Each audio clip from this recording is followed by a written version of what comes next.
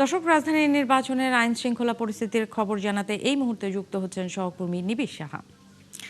নিবিড়, একটু জানতে চাই, আপনি আগের সংবাদগুলোতেও জানাচ্ছিলেন ঢাকার বিভিন্ন জায়গা ঘুরে ঘুরে আপনি আইন শৃঙ্খলা পরিস্থিতি পর্যবেক্ষণ করছিলেন। এখন নতুন কি তথ্য জানাতে পারেন এবং একই সাথে পরিস্থিতি কেমন কি মনে হচ্ছে?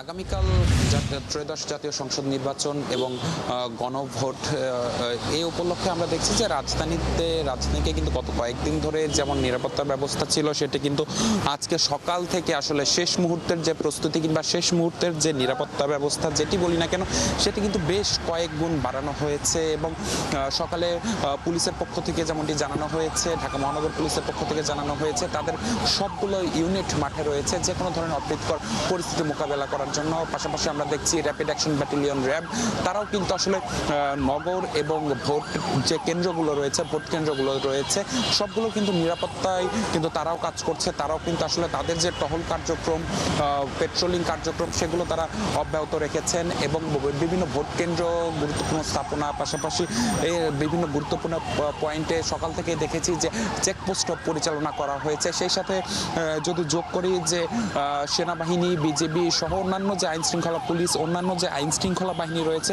তারাও কিন্তু ঠিক একইভাবে কিন্তু আমরা দেখছি যে নগরীর নিরাপত্তার জন্য কিন্তু সকাল থেকে তারা আসলে তাদের যে নিয়মিত পেট্রোলিং কার্যক্রম কিংবা নিয়মিত যে চেকপোস্ট কার্যক্রম, সেটির আসলে তৎপরতা বেশ কয়েক গুণ বাড়ানো হয়েছে। এবং নির্বাচনের কথা বলে যেমনটি জেনেছি যে নির্বাচন শেষে ফল ঘোষণার আগ পর্যন্ত পুরো সময়টি জুড়ে কিন্তু আসলে পুরো নিরাপত্তার চাদরে মুড়িয়ে রাখা হবে রাজধানীকে, যেন নতুন করে কিংবা কোনো অপ্রীতিকর ঘটনা না ঘটে। তো সব কিছু মিলে এই ছিল আমার কাছে থাকা সবশেষ খবর। এবং এখন পর্যন্ত নতুন করে কোনো অপ্রীতিকর কোনো ঘটনার তথ্য কিন্তু এখন আমাদের কাছে নেই। নিবিড়, আপনাকে ধন্যবাদ। দর্শক, নিবিড় সাহা আমাদেরকে জানাচ্ছিলেন রাজধানীর যে আইন শৃঙ্খলা পরিস্থিতি, সেই পরিস্থিতির সার্বিক অবস্থা তিনি আমাদেরকে তুলে ধরলেন।